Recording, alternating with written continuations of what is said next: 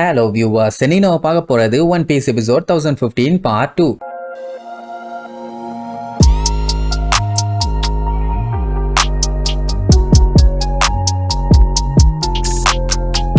Open பண்ணா நம்ம யமட்டோ இன்னும் கதையை தான் சொல்லிட்டு இருக்கா. என்னன்னா ஏசு செத்தப்போம் வெளி உலகத்துல என்ன நடக்குது ஏது நடக்குதுன்னு இவளுக்கு எதுவுமே தெரியாது. அதுக்கப்புறமா அவளுக்கு கிடைச்ச நியூஸ் பேப்பரை வச்சுதான் எல்லாத்தையுமே தெரிஞ்சுக்கிட்டா. அதுலயும் மெயினா நம்ம ஏசு கிங் ஆஃப் த பைரட்டான கோல்டி ரோஜரோட பையன்னு வேற.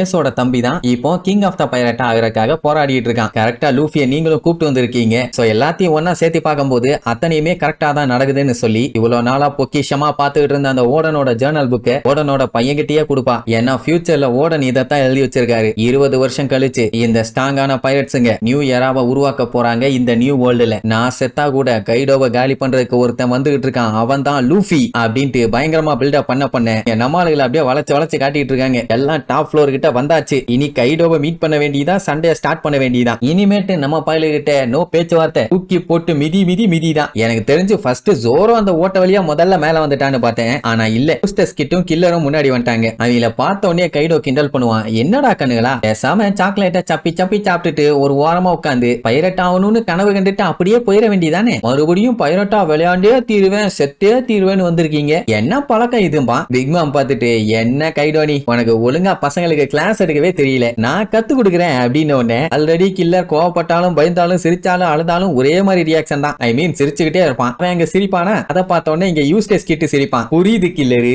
புரியுது, நீ எப்படி ஃபீல் பண்றேன்னு என்னால புரிஞ்சுக்க முடியுது. இவங்களே சாதாரணமா உதச்சா பத்தாது, ஓட விட்டு உதச்சிருவோமா அப்படின்ட்டு அவன் கொண்டு வந்த மொத்த காயலாங்கட ஐட்டத்தையும் தூக்கிட்டு அட்டாக் பண்ண ரெடி ஆகும் போது பின்னாடி இருந்து யாரோ கத்துற சவுண்டு. எவன்டா இந்த டைம்ல பார்த்தா நம்ம ஜோரோ தான். தூக்கி வீசினோன்னு பய பறந்து வந்துட்டு இருக்கான். திடீர்னு பாத்தீங்கன்னா அந்த இடத்துல ரூம் கிரியேட் ஆகி நம்ம லா அங்க வந்து உட்கார்ந்துட்டு இருப்பான். அவன் அங்க பறந்துட்டு இருக்க ஜோரோவையும் ஷாம்பிள்ஸ் பண்ணி இங்க கொண்டு வந்துருவான். யூஸ்டஸ் கிட்டுக்கு செமையா கடுப்பாவும். ஐயோ நம்ம சண்டை போட்டு அவன் மண்டைய கழட்டிடலான்னு பார்த்தா அடுத்தடுத்து வந்துகிட்டே இருக்கானுங்களே, இந்த ஸ்டார் ஹேட் ஆளுங்க பூரா லூசுகளா இருப்பாங்க போல அப்படின்னு லா இருந்துட்டு, என் கண்ணுக்கு இன்னும் அந்த லூசு தெரியவே இல்லையப்பா அப்படின்ட்டு சுத்தி முத்தி லூஃபியை தேடுவான். அங்க லூஃபி பாத்தீங்கன்னா டாப் ஃப்ளோரோட படியில தான் ஏறி வந்துகிட்டு இருக்கான். பிக் மாம் பார்த்துட்டு, பரவாயில்லையே எல்லாரும் இங்க வந்துட்டானுங்க, இவனுங்க எல்லாரும் ஒஸ்ட் ஜெனரேஷனை சேர்ந்தவனுக்கு தானே, எப்படியா அடிச்சா காத்து மாதிரி இங்க இருந்து தெரிச்சிட போறானுங்க. அதுக்குள்ள பில்டப் சைல்டிஷ் பாய்ஸ்னு கொஞ்சம் ஓவரா தான் நம்ம கைடோ பேசிட்டு இருக்கான். நீங்க எல்லாம் ஓடன அளவுக்கு ஸ்ட்ராங்கான ஆள் இல்லடா தம்பிகளா, அந்த ஸ்கார் எல்லாம் திருப்பி ஓபன் பண்ண முடியாது, எப்படியும் என் கையால அடிபட்டு சாகத்தான் போறீங்க.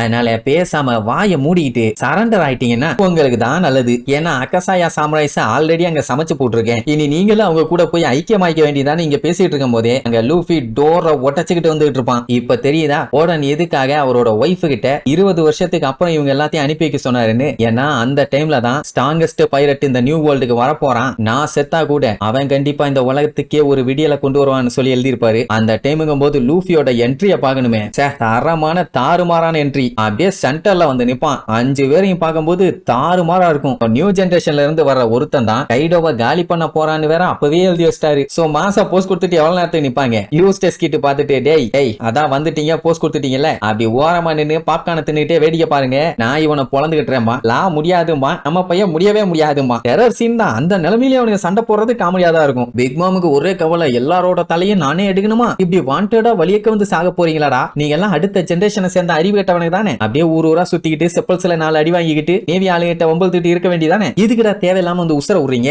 அப்படின்னு சொல்லிட்டு இருக்கும்போது லூஃபி பாட்டுக்கு அவங்க ரெண்டுவத்தையும் நோக்கி நடக்க ஆரம்பிப்பான். என்ன நம்மள நோக்கி தான் வரானான்னு ரெண்டுவத்துக்குமே குழப்பம். அவ்வளவு பெருசுக்கு 2 உருவம் நின்னுட்டு இருக்குது. நம்ம போய் அப்படியே நடந்து போறதான் வேற லெவல் சீனு. உடனே பிக் மாம் இருந்துட்டு, என்னக்கண்ணா கால விழ வரியா, முதல்ல மன்னிப்பு கேளு, உன்னை மிதிச்சு கொல்லணுமா நசுக்கி கொல்லணுமா பிரிக்கி கொல்லணுமான்னு நான் அப்புறம் யோசிக்கிறேன்பா. மொத்தத்துல எப்படி இருந்தாலும் இவ கொல்லுவா இல்ல கொய்யால எப்படி இவங்க பேசிட்டே இருப்பாங்க. அவன் பாட்டு கண்டுக்காம நடுவுல பூந்து போய்கிட்டே இருப்பான். நடுவுல பூந்து போறான்னா சந்து இல்ல, அது பெரிய டேங்கர் லாரி பார்த்தனா அட்ட டைம்ல உள்ளான். அப்படி ஒரு கேப். நம்மள மதிக்காம இவன் எங்க போறான்னு பார்த்தா அங்க அகசாயா என்ன துவச்சு போட்டிருப்பான்ல, அவங்கள நோக்கி தான் போயிருப்பான். இன்னும் பார்க்கும்போது கடைசி அவங்கிட்ட பேசினது ஞாபகத்துக்கு வரும். அதாவது அந்த சண்டைக்கு முன்னாடி இன்னும் பாத்தீங்கன்னா, ரொம்ப தேங்க்ஸ், எங்களுக்காண்டி நீ இவ்வளவு தூரம் வந்திருக்க, இதை நாங்க என்னைக்குமே மறக்க மாட்டோம்னு சொல்லியிருப்பாரு. இப்ப அப்படியே சுத்தி முத்தி எல்லாத்தையும் பார்ப்பான். எல்லாரோட நிலைமையுமே ரொம்ப மோசமா இருக்குது. உடனே கிண்ண எழுப்பி, நான் லேட் பண்ணிட்டேன் நீ மன்னிச்சிருங்க, நீங்க ஓகேவான்னு கேட்பான். ஏதோ பேசுறதுக்கு வாயை ஓபன் பண்ணதுக்கே வாய்க்குள்ள இருந்து ரத்தம் அப்படியே பீச்சுக்கிட்டு வெளியே வெளியில வரும். இத பார்க்கும்போது ஜோரோக்கெல்லாம் அப்படியே வெறியாவும். அப்ப லூஃபியை யோசிச்சு பாருங்க. இப்ப கின்னு பாத்தீங்கன்னா பயங்கரமா அழ ஆரம்பிச்சிருவான். நான் செத்ததுக்கு அப்புறம் உடனே எப்படி ஆஃப்டர் லைஃப்ல போய் மீட் பண்ண போறேன்னு தெரியல, எனக்கு ரொம்ப அசிங்கமா இருக்குது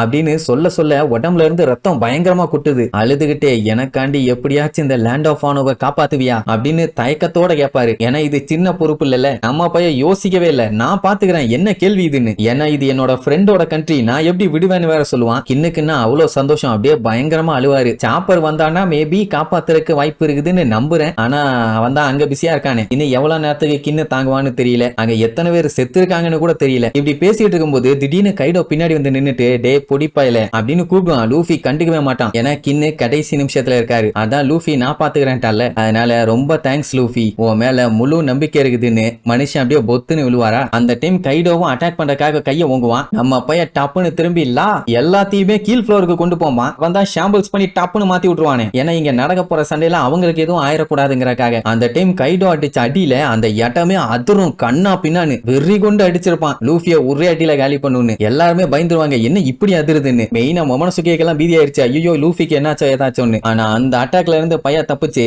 அப்படியே கைடோவோட தலைக்கு மேல வந்து கைய ஓங்குவான். அப்பதான் அந்த யூங்கிற பவரை யூஸ் பண்ண சொல்லி இருந்தாருல, அந்த பவரை பெர்ஃபெக்ட்டா எடுப்பான். அவன் பாடியில இருக்க மொத்த ஹாக்கி பவரையுமே ஒன்னு சேர்த்துவான். அந்த டைமுங்கும் போது லேண்ட் ஆஃப் ஆனோல நடந்த எல்லா கொடுமையையும் அழகா அப்படியே ஃப்ரேம் பை ஃப்ரேம் காட்டுவாங்க. உடன் செத்து போனது, அவங்க கோட்டையை அழிச்சது, இவங்க கஷ்டப்பட்டது, 20 வருஷத்துக்கு அப்புறம் அவங்க வந்தது, அதுக்கப்புறம் ஆளுங்களை ஒன்னு சேர்த்தது, லூஃபியை மீட் பண்ணது, அவனை சேர்ந்து சண்டை போட சொன்னது, அப்புறம் அவங்க போட்ட பிளான் அது சொதப்புனது, அதையும் தாண்டி எல்லாரும் கப்பல்ல ஒரு வழியா இங்க வந்து சேர்ந்ததுன்னு, இங்க வந்து கடைசி நிமிஷம் வரைக்கும் எல்லாரும் போராடிட்டு இருக்காங்க இல்லையா, அது வரைக்கும் எல்லாத்தையும் யோசிச்சு பார்த்து கைடோவை காலி பண்ணியே தீர வேண்டிய மொத்த பவரையும் கையில எடுப்பான். அந்த லூசு பையன் அவன் அவ்வளவு பவர் எடுத்துட்டு வர்றான்னு கவலையே படல.